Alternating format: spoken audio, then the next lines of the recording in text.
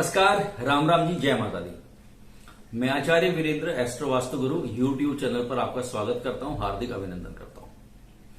आज की इस वीडियो में अब हम बात करेंगे कुंभ राशि की।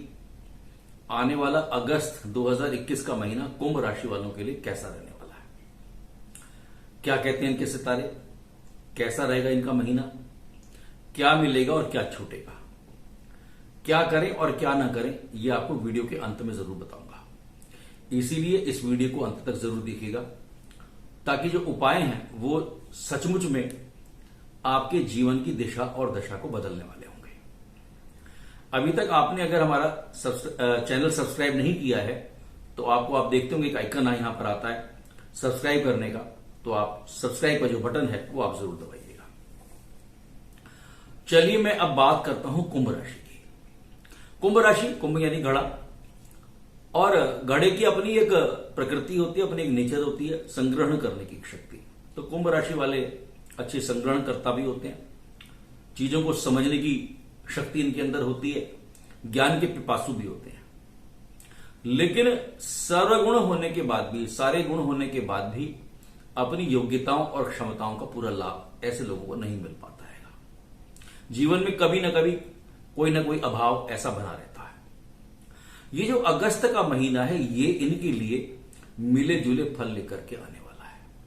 मिले जुले का अर्थ होता है कुछ परिणाम अपने मन के अनुकूल और कुछ चीजें ऐसी जहां पर मन शांत नहीं होगा, मन अशांत रहेगा कि ये परिणाम मेरे मन के अनुकूल नहीं हुआ है। तो ऐसा इनका अगस्त का महीना ये रहने वाला है। मेरा एक सुझाव ये है कि जितने भी कुंभ राशि वाले हैं, सबसे पहले तो they have to fix up their target. अपने लक्ष्य को निर्धारित करें कि मुझे जाना कहां है, मुझे करना क्या है, और लक्ष्य निर्धारित होने के बाद उस पर कॉन्सेंट्रेट करें, उस पर फोकस करें। अभी जो स्थिति ग्रहों की आ रही है, ऐसा मुझे स्पष्ट दिखाई देता है कि कुंभ राशि वाले अभी फोकस नहीं कर पा रहे हैं। तो इसलिए सबसे पहले लक्ष्य का निर्धारण और उसके पश्चात उस लक्ष्य के ऊपर फोकस करना, और उसके ऊपर बाद अपने जो भी संसाधन हैं, जो भी रिसोर्सेज हैं, उन संसाधनों का उच्च गुणवत्ता के साथ प्रयोग करते हुए अपने काम में मन लगा करके अपने लक्ष्य को प्राप्त करने का प्रयास करें। लेकिन फिर वही बात आती है, ग्रहों का अपना प्रभाव।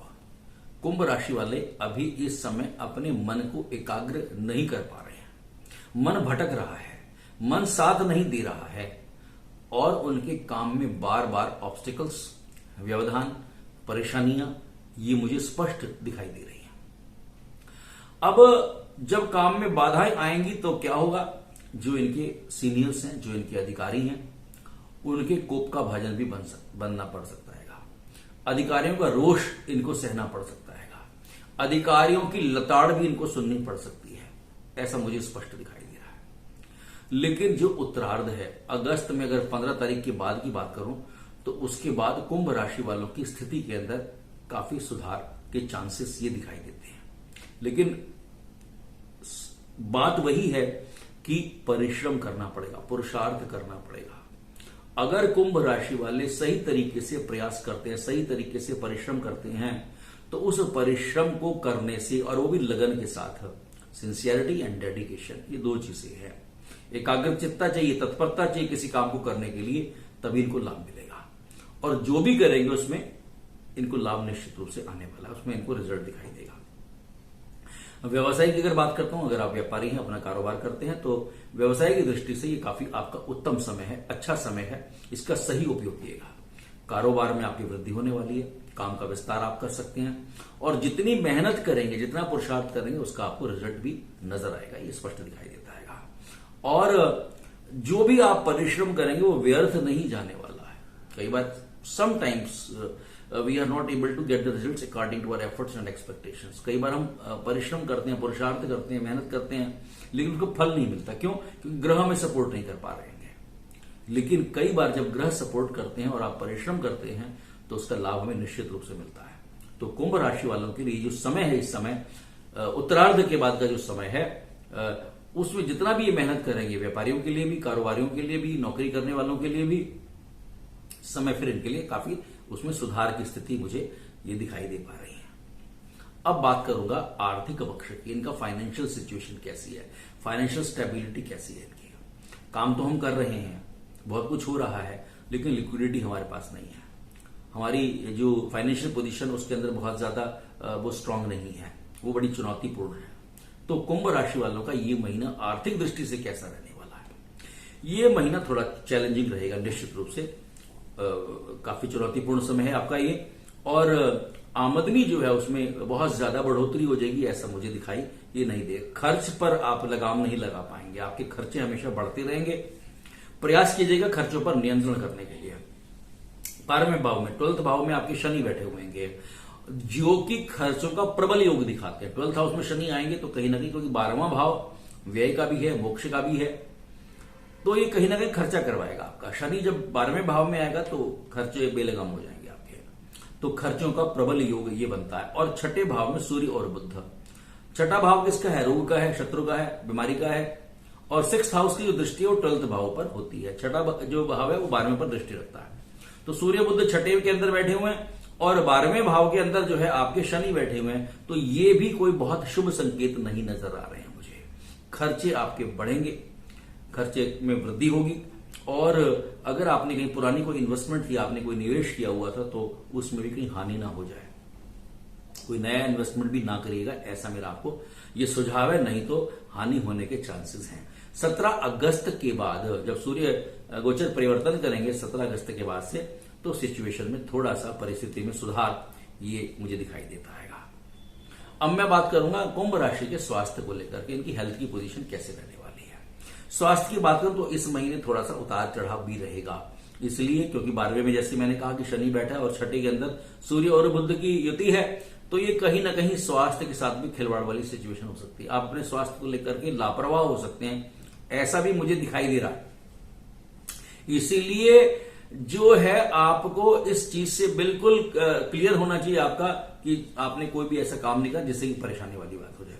आपको जो है अपने खान पान का बहुत ध्यान रख करके चलना है।